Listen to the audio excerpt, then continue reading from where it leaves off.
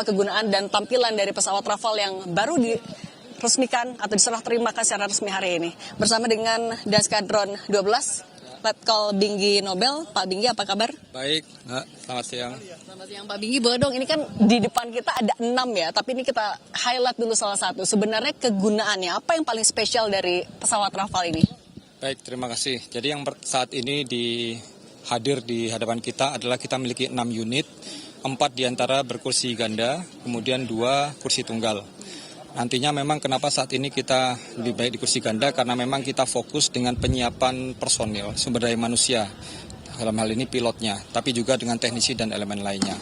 Signifikan tentunya dari Bapak Presiden tersendiri, kita modernisasi alutsista, mengarah ke teknologi, di mana teknologi ini menjadi wujud dari apa yang kita harapkan sejak lama, yaitu visi misi dari kita untuk menjadikan Angkatan Udara dalam melaksanakan operasi ini dapat melaksanakan operasi yang ideal. Ini kan bagian dari kontrak totalnya 42 ya Pak, baru datang 6. Nah tapi kalau untuk itu kan artinya ada PR-nya juga adalah bagaimana pelatihan untuk SDM-nya. Itu nanti ke depannya gimana Pak?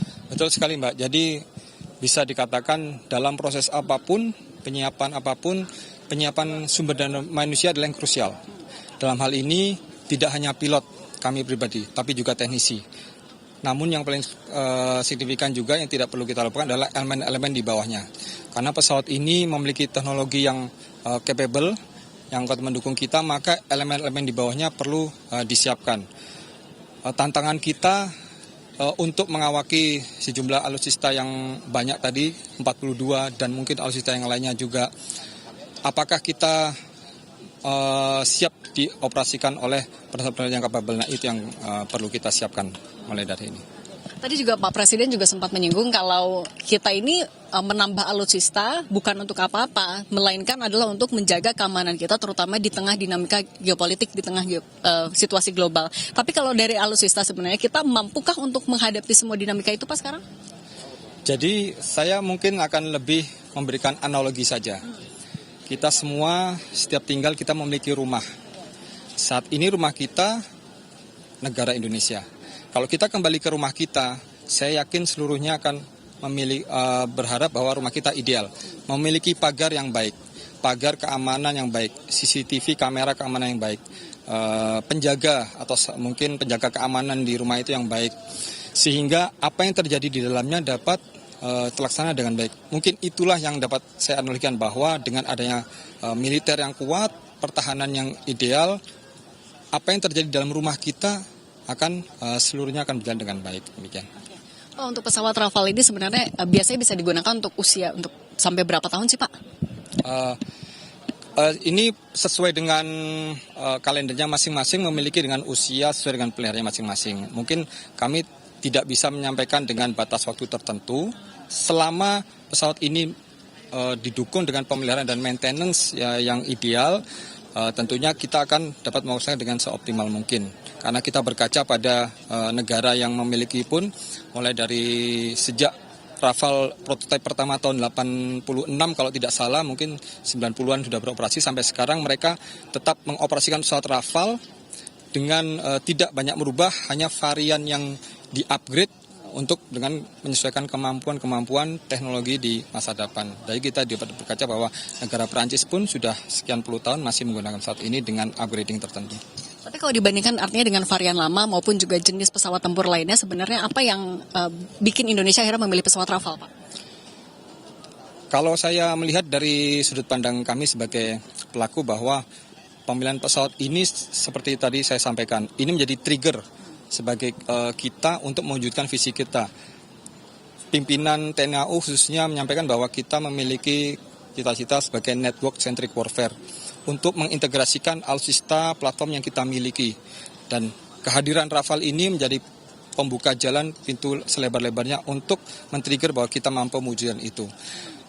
Dengan lingkup TNI AU kita mampu mengintegrasikan, kita harapkan juga mampu mengintegrasikan lebih luas lagi dengan alutsista modern angkatan lain, mungkin angkatan laut, KRI yang sedang melaksanakan operasi, satuan-satuan di bawah, termasuk dengan matra lainnya yaitu angkatan darat.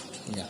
Pak Bingki, boleh dong, ini kan sambil tunjukin di belakang kita ada rudal dan ini akan jadi pelengkap untuk Rafale, betul ya Pak ya? Betul. Ini apa aja Pak jenis rudalnya? Betul, saat ini yang di depan kita memiliki rudal BVR atau Beyond Visual Range Meteor dengan jarak jangkau hingga 200 km yang digunakan untuk misi-misi dari udara ke udara. Itu yang mana Pak? Yang tengah ini. Oh, yang tengah. Betul.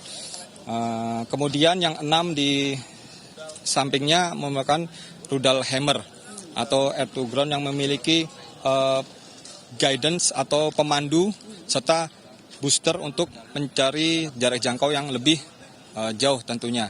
Dengan kehadiran ini tentunya kita dapat melaksanakan seperti yang saya sampaikan tadi, Mbak, pelaksanaan operasi-operasi tidak harus kita terlalu dekat dengan daerah operasi. Kita melakukan deterrence dengan membawa ataupun mempergunakan persenjataan yang bersifatnya long range strike. Saat ini memang seperti yang kita tahu kondisi di luar geopolitik dan lain-lainnya bahwa long range strike merupakan menjadi garis terdepan dalam pelaksanaan operasi. Okay. Pak Bingki Nobel, terima kasih sudah berbagi bersama kami di Kompas TV. Terima kasih. Selain juga dengan pesawat Rafale, ada juga pesawat Falcon 8X yang salah satu kegunaannya adalah untuk mengangkut angkutan VVIP, bisa pejabat negara maupun juga pejabat militer. Ada pesawat Airbus A400M yang juga fungsinya adalah untuk mengangkut logistik, kemudian juga bisa untuk angkutan orang ataupun juga untuk keperluan evakuasi misalnya. Untuk pesawat Airbus salah satu yang sudah pernah digunakan juga adalah untuk mengangkut mobil Maung Presiden ke Filipina dalam KTT terakhir.